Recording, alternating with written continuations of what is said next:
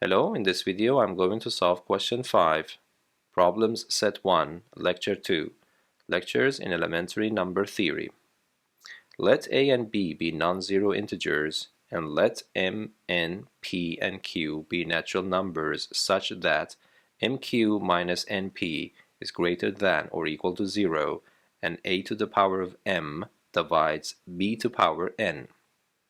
Show that a to power p divides b to power q.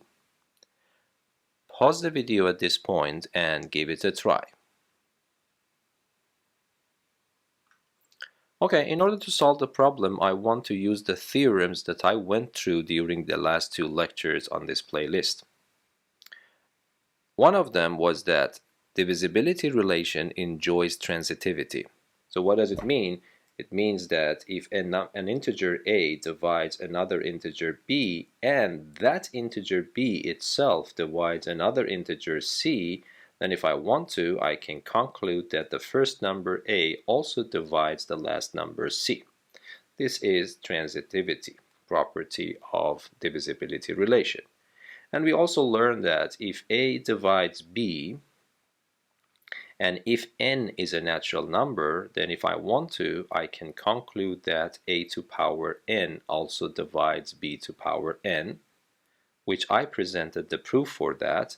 But I also mentioned that the converse of this is also true, but I didn't present a proof for that. I told you that for the time being, let us take it for granted, let us use it, and then of course in the future lectures I will present the proof for that whenever we reach that level that we have enough theorems to prove it. Okay, so these are the summary of what I need for proving this problem. So what I will do, I will say that, okay, my goal is to prove this. The assumption that I have is this one and this one. Okay, and then I see that this combination mq here appears, and then here I have only m. So this might motivate me to raise both sides to power q. Okay, so what I will do the same thing that I explained, meaning that a to the power of m divides b to power n. Then, because q is mentioned to be a natural number, I can raise both to power q, so it becomes a to power m to power q divides b to power n to power q. Then this means that a to power mq divides b to power nq. This is one relation. But according to the problem, mq is greater than or equal to np.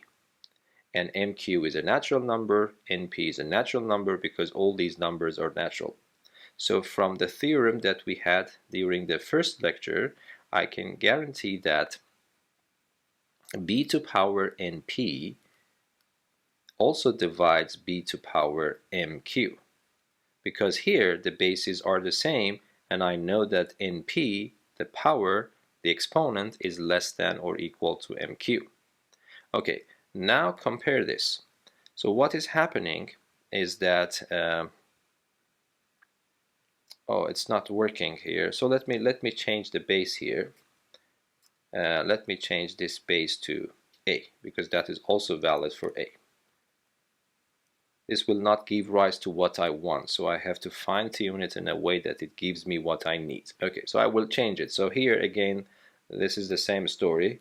This exponent is greater than or equal to this exponent, so this number definitely divides this number. Now look, what is happening?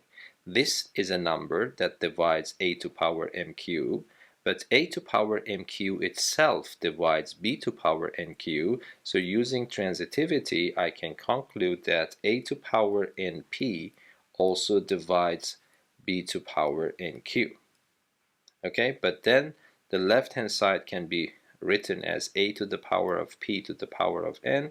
The right hand side can be written as b to power q to power n. And now, according to this converse theorem, these n's can be dropped, and I can conclude that the bases also have divisibility relation.